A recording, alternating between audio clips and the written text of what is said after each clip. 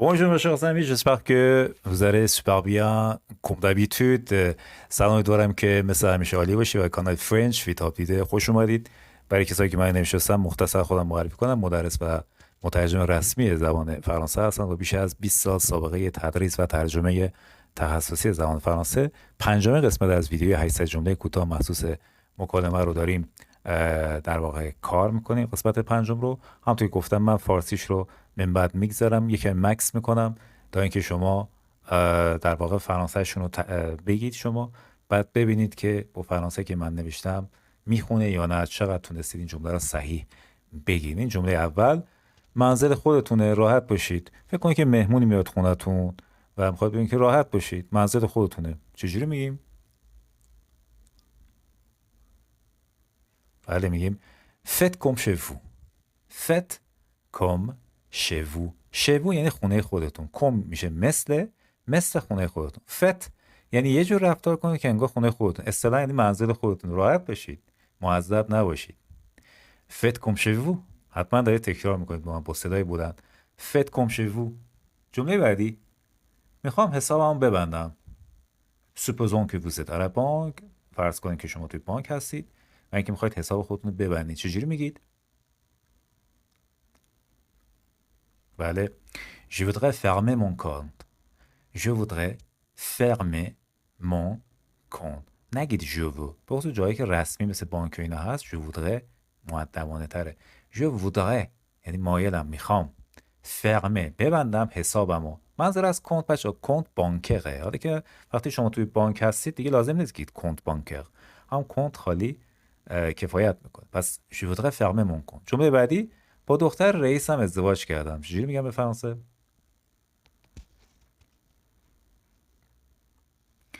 J'ai épousé la fille de mon patron. J'ai épousé. اچه فعل épouser کلکنه، حرف اضافه هم نداره، معنی ازدواج کردن با کسی. J'ai épousé la fille de دختر mon patron. patron یعنی رئیس. J'ai épousé la fille de mon patron. جمله بعدی: شما را تا دم در همراهی میکنم. فکر کنید که نفر خونه‌تون یا شرکتتون، دفترتون، محل کارتون میخواین تا دم در همراهیش کنید. چجوری میگید؟ بله میگم که je vous accompagne jusqu'à la porte. je vous accompagne. accompagner کتکن یه فعل بسیار مهمه، یعنی مشایعت کردن، همراهی کردن.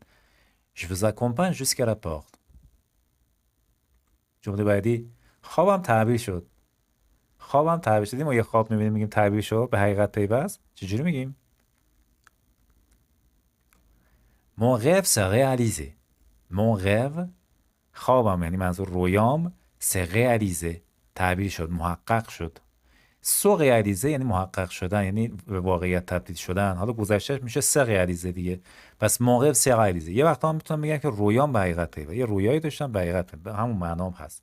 موقع سه ریالیزه. خوابم تعبیر شد. خب جمله بعدی: این اون کتابی که در موردش باهات حرف زدم. به فرانسه بگید.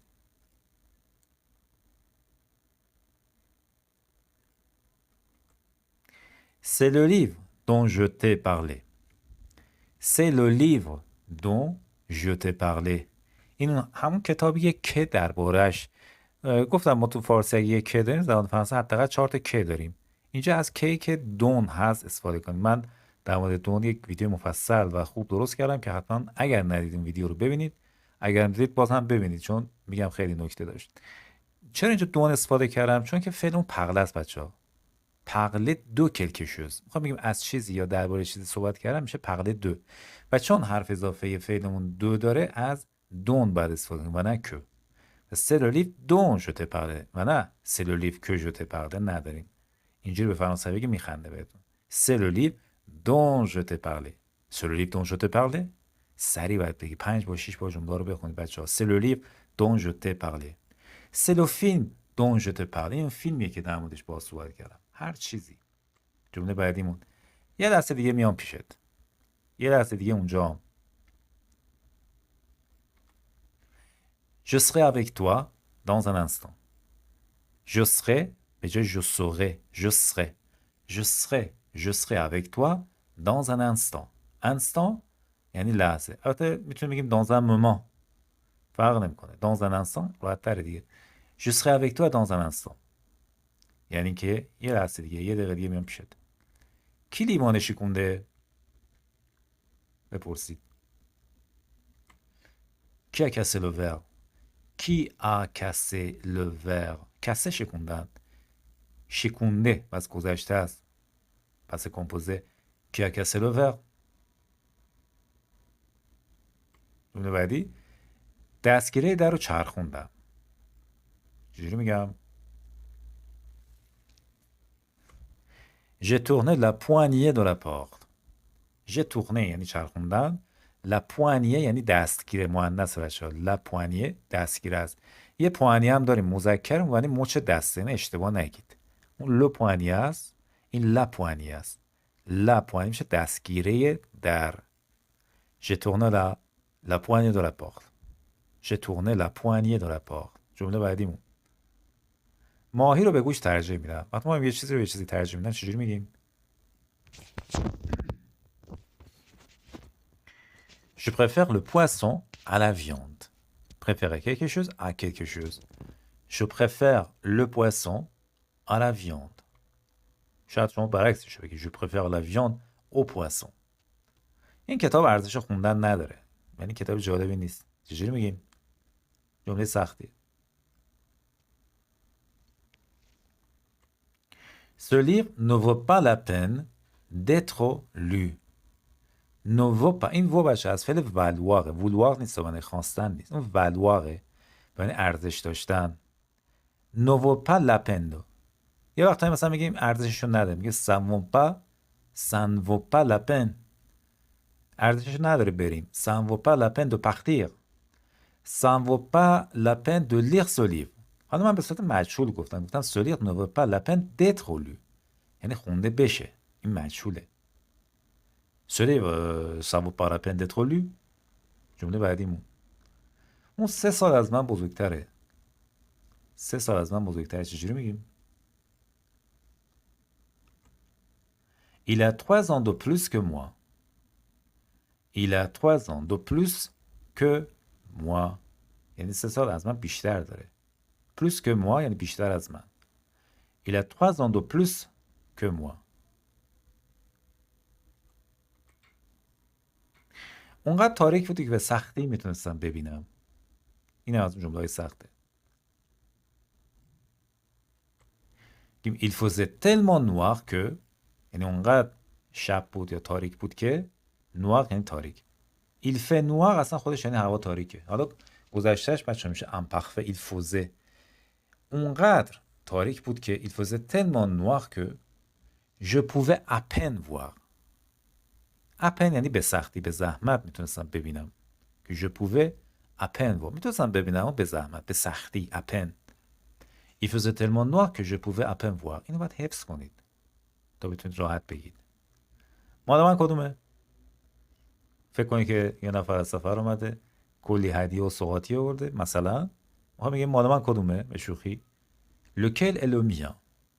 lequel est le mien. lequel یعنی کدوم. البته مشروط بر اینکه این چیزی که داریم در مورد صحبت کنیم مذکر باشه. اگه مؤنث باشه میگیم laquelle est la mienne. این le mien la mienne بچه‌ها ضمایر در واقع ملکی هستش، پرونوم پوسسیفه که بسیار بسیار مهمه.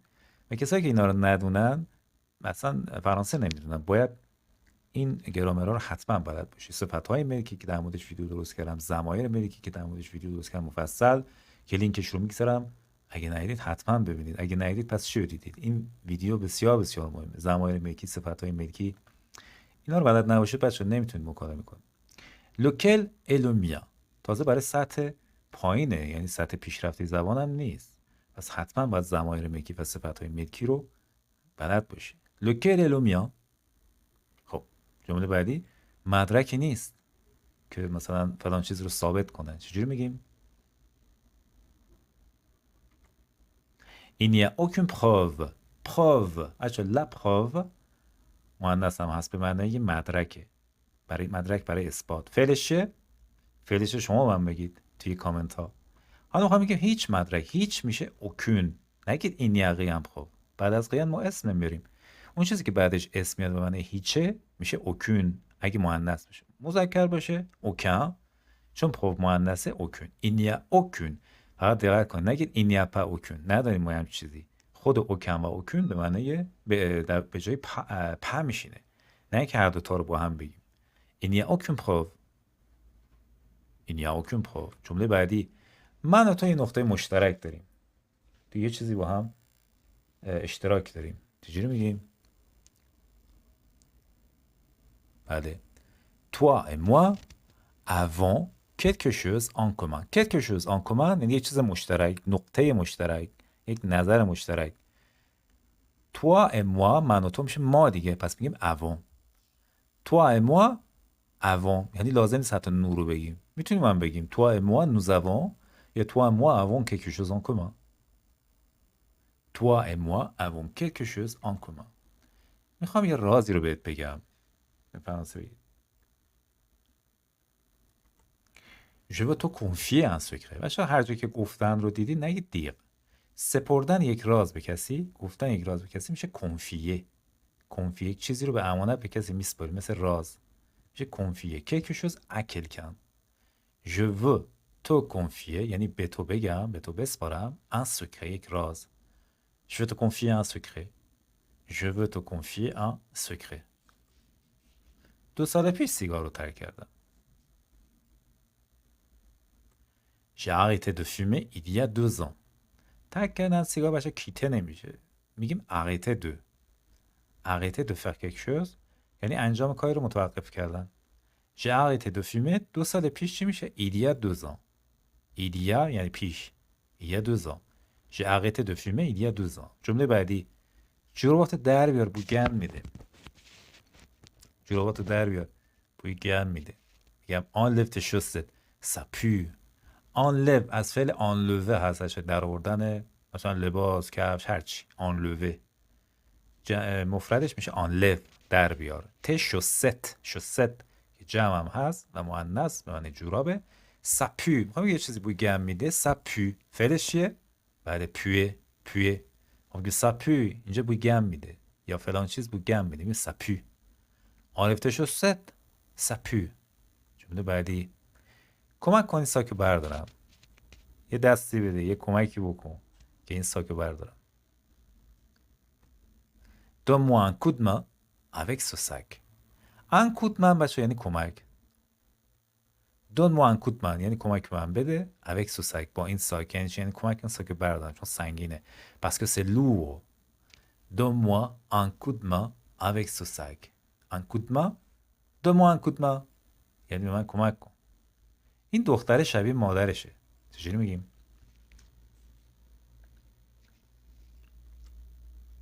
La fille ressemble à sa mère. La fille ressemble à sa mère. شبیه بودن به چیزی یا کسی میشه ressembler à. ressembler. ressembler à quelqu'un. La fille ressemble à sa mère. خب عادت داشتم صبحها برم پیاده روی. به فرانسه بگید. J'avais l'habitude de me promener tous les matins. J'avais l'habitude de me promener tous les matins. خب میگم عادت انجام کار داشتم، میگم j'avais l'habitude de me promener. فعل دو ضمیر se promener وقتی میگیم جو میشه me promener دیگه، درسته؟ نگید j'avais l'habitude de se promener. نه دیگه میشه me. j'avais l'habitude de me promener. promener هم به معنی گردش کردن، هم معنی پیاده رویه. tous les matins هر روز صبح. اما الان انقدر کار دارم که نمیرسم متاسفانه. Je n'arrive pas à me promener. À force de travailler. این از بس که دارم کار میکنم. روی پله ها نشستم. روی پله ها نشستم. چجوری میگم؟ Je me suis assis sur les marches. La marche بچه بانه پله است. پله. اون در واقع اسکلیه به معنی پلکانه. اما خود تک تک اون پله ها رو بهش میگن la marche. Je me suis assis sur les marches. Je me suis assis sur les marches. Je me suis assis sur les marches. روی پله نشستم. جمله بعدیمون با وجود سرما تیشرت میپوشه. یعنی هرچند هوا سرده بازم تیشرت میپوشه. خب دیگه میگیم il porte un t-shirt malgré le froid. Il porte un t-shirt که تیشرت میپوشه مالگره یعنی با وجوده، علی رغم سرما. مالگره le froid یعنی سرما. Et pourtant t-shirt malgré le froid. جمله بعدی چترم بر میدارم حتی وقتی آفتابه. همش که نباید بارون بیاد. Je prends mon parapluie. بچه prendre یعنی برداشتن یک چیز. Je prends mon parapluie même quand il y a du soleil. حتی وقتی که آفتابه. یعنی هوا آفتابه. même حتی quand وقتی که il y a du soleil. هوا آفتابه. Je prends mon parapluie même quand il y a du soleil. نمیتونم شماره‌شو به خاطر بیارم. مثلا شماره تلفنشو. هر کار میکنم نمیتونم شماره‌شو به خاطر بیارم. Je n'arrive pas à me rappeler son numéro. اما جای je ne peux pas میگم je n'arrive pas. یکمی حرفه‌ای تره. Je n'arrive pas à me rappeler son numéro. Me rappeler. فعل se rappeler دو ضمیره. با جو میشه me rappeler. Se rappeler quelque chose. حرف اضافه دیگه نداره بچه. Je n'arrive pas à me rappeler son numéro. پدال زدن حال میده. آدم وقتی پدال یعنی دوچرخه سواری که پدال زدن میگیم دیگه. حال میده. احساس خوبی آدم. اینو به فرانسه بگید. حال میده چی میشه؟ میگیم ça fait du bien. Ça fait du bien de pédaler. Ça fait du bien de pédaler. شنا کردن حال میده. Ça fait du bien de nager. حالا اینجا pédaler یعنی همون faire du vélo. Ça fait du bien de pédaler. جمله بعدی همسایه بالایی من سر صدا میکنه. خیلی بده همسایه سر صدا میکنه. واقعا بده. همسایه بالایی من سر و صدا میکنه. Mon voisin du dessus fait du tapage. همسایه بالایی. بالا میشه dessus. همسایه اون کسره اضافهش میشه دو. پس میشه mon voisin du dessus. همسایه بالایی من. fait du tapage. همش نگیم fait du bruit. یکم بالتر یعنی قیل و قال کردن، سر صدا کردن، داد و بیداد کردن. mon voisin du dessus fait du tapage. جمله بعدی قبلا بهتون اخطار کرده بودم. ماضی بعید plus que parfait. Je vous avais déjà averti. Je vous avais déjà averti. ما میگیم avertir à quelqu'un یعنی به کسی. avertir quelqu'un به معنی اخطار دادن به کسی. حالا میگم اخطار کرده بودم. میگم avait averti. plus que parfait. Je vous avais déjà averti. déjà یعنی قبلا. Je vous avais déjà averti. Je vous avais déjà averti. قبلا بهتون اخطار کرده بودم. قبلا بهتون گفته بودم مثلا اگر هر روز زبان نخونید زبان فراره. یادتون میره. Je vous avais déjà averti que la langue est fugitive et volatile. Il faut chaque jour étudier, chaque jour apprendre. Je vous avais déjà averti. جمله بعدی یادم نمیره. یادم میمونه. فراموش نمیکنم. Je n'y manquerai pas. چون یه اصطلاحه. Y manquer. Y manquer. Je n'y manquerai pas. Et je n'y manquerai pas. Enfin, je n'y manquerai pas. Je n'y manquerai pas. Je n'y manquerai pas. Okay, je n'oublierai pas.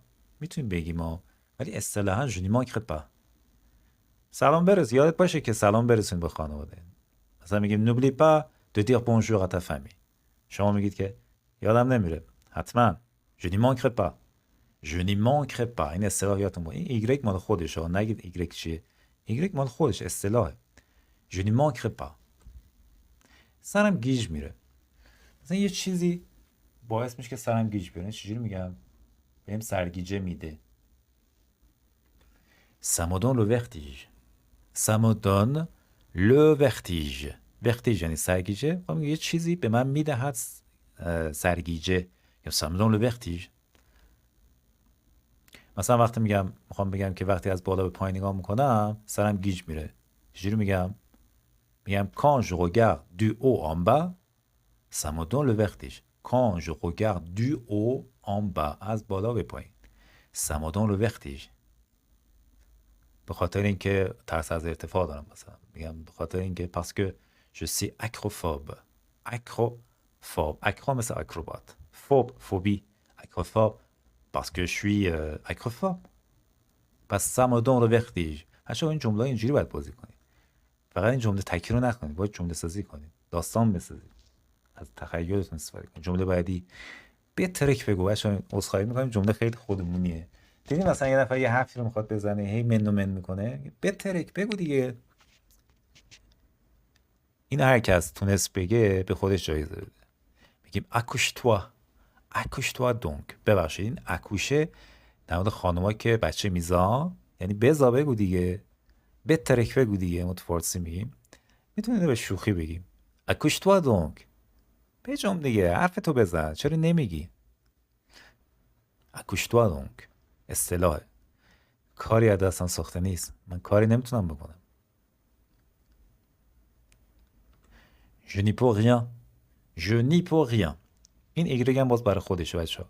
je n'y peux rien همین شکلی حفظ کنید، یعنی کاری نمیتونم بکنم. je n'y peux rien کاری از دستم ساخته نیست. چند بار بعد این ویدیو رو ببینید، از خودتون یعنی فارسیشو که میگید ثبت کنید، قبل از که فرانسهش بیاد بگید. شاید اولش سخت باشه، ولی دفعه دوم، سوم، چهارم که ویدیو رو ببینید مطمئن باشید که یادتون باید این کارو بکنید. این کارو نکنید، زحمت نکشید، وقتتون دارید تلف میکنید، واقعا یاد نمیگیرید. اگه میخواین در عرض چند ماه واقعا مکالمتون رو خوب کنید، این جمله ها رو باید بخونید و فارسیش رو که من گذاشتم فرانسهش رو سریع بگید. بهت التماس میکنم بچه، اسلاید آخر. بهت التماس میکنم، میگم je te supplie. supplier quelqu'un یعنی کسی التماس کنه. بهت التماس میکنم، مثلا این کار رو من بگو. je te supplie. je te supplie. جمله آخرمون، من در رو قفل کرده بودم. در رو قفل کرده بودم. آفرین. j'avais fermé la porte à clé. fermé à clé. clé یعنی کلید دیگه، یعنی کلید کردن در، قفل کردن در با کلید. j'avais fermé la porte à clé. بعد اومدم دیدم در بازه. oh là là, peut-être un voleur est entré. شاید یه دزدی اومده تو. peut-être que j'avais oublié. peut-être que je pense que j'avais fermé la porte à clé. اما یادم که در قفل کرده بودم. j'avais fermé la porte à clé. fin de la partie 5. این قسمت پنجم که خودشو داده بودم و منتظر کامنت های خوبتون هستم. سعی کنید بچه به فرانسه کامنت بدین، خواهش میکنم به فرانسه بدید. حتی اگه لطف میکنید، تشکر میکنید، به فرانسه. فارسی رو فعلا فراموش کنید. تا زمانی که فارسی مینویسید، فارسی حرف میزنید، فرانسه یاد نخواهید گرفت. فعلا باید زبان مادریتون رو قربانی کنید تا زبان فرانسه یاد بگیرید. خودتون مجبور کنید که فقط فرانسه. اشتباه هم گذاشتم، خواستید بذارید تو کامنت ها، اشتباهاتون اصلاح میکنم اگر اشتباهی بود. Je vous dis au revoir à la prochaine vidéo. Bonne chance.